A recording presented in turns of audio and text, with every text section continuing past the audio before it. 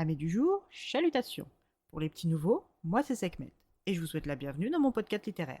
Dans mon émission, je vais tenter 3 fois par semaine de vous donner envie de découvrir des livres de tout poil, récents et moins récents. Alors, si ça vous tente, c'est par ici la suite. Aujourd'hui, je vais vous présenter Maudit soit le printemps de Céline Chevet, publié aux éditions Mnemos. Dans cette réécriture de La fille qui tressait les nuages, nous allons rencontrer Julian, un lycéen sujet depuis quelque temps à des crises d'angoisse, des cauchemars et des évanouissements. Depuis tout jeune, Julian subit le harcèlement. Surnommé le pas fini, il est une cible pour la cruauté et les intolérances de ses camarades, car il est né d'une union mixte entre une Anglaise et un Japonais. Avec ses cheveux châtains, sa peau d'une extrême pâleur et sa carrure d'ablette, il est une cible de choix jusqu'à ce qu'il fasse la rencontre de Sakai Suichiro. Les cheveux noirs, les épaules carrées, une allure de sportif aux yeux d'un noir profond, Sushan rendait jaloux. Bien bâti, les traits fins, le teint homogène, c'est un beau garçon avec une intelligence particulière qui s'apparente plus à de la sagesse ou à de l'expérience de vie. Pour celles et ceux qui y croient, il est facile de penser que Suichiro est une vieille âme. À la fois solitaire et populaire, il est un garçon taiseux, bagarreur par obligation, dragueur et séducteur.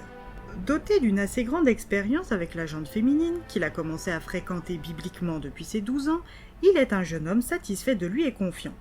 Âgé d'1 an de plus que Julian, il endosse le rôle de grand frère et protecteur, ainsi que celui de seul et unique ami.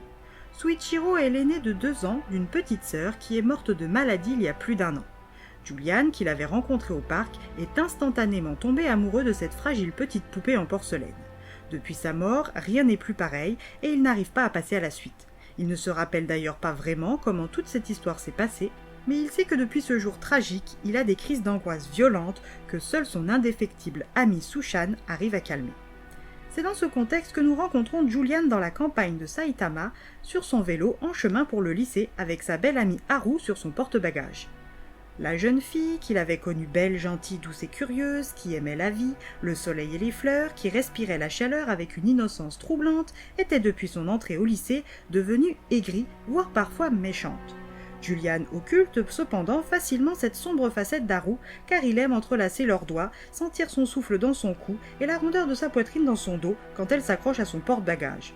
Tout comme il aime l'entendre fredonner cette étrange chanson ou la voir attraper à l'aide de ses baguettes des nuages pour les tresser et les modeler en tout et n'importe quoi.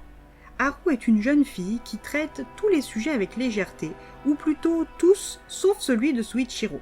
Il y a encore quelques années, ils étaient proches, voire même très proches. Mais aujourd'hui, ce n'est plus le cas du tout. Sushan ignore complètement la jeune Haru.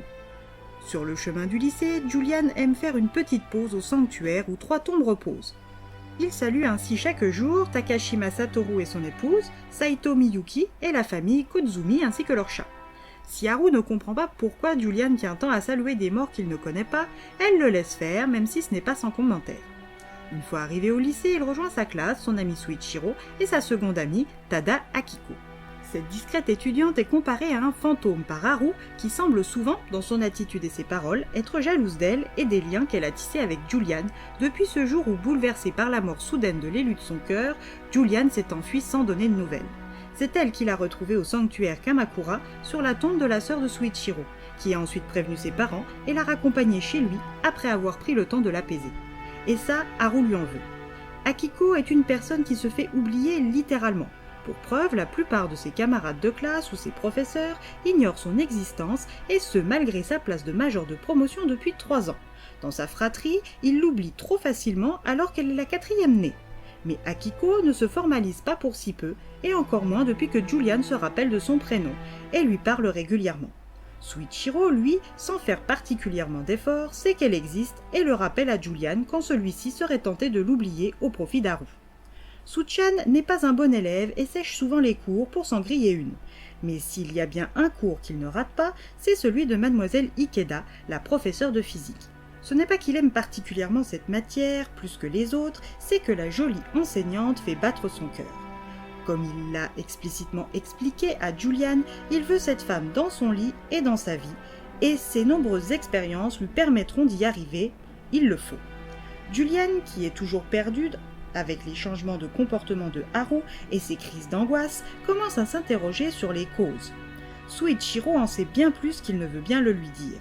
Tout comme Haru d'ailleurs. Akiko, qui s'inquiète réellement pour lui et son bien-être, veut l'aider à vaincre ses crises. Et pour y arriver, il va devoir affronter sa mémoire et le trou noir entourant la mort de la petite sœur de Suichiro.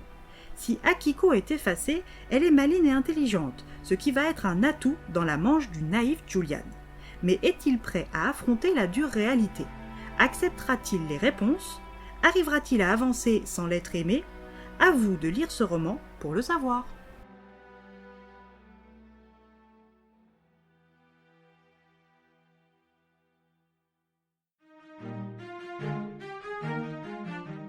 Une histoire sombre qui s'inscrit bien dans la tradition de certains contes japonais classiques. Une narration prenante, des personnages complexes qui se révèlent petit à petit jusqu'à la toute fin.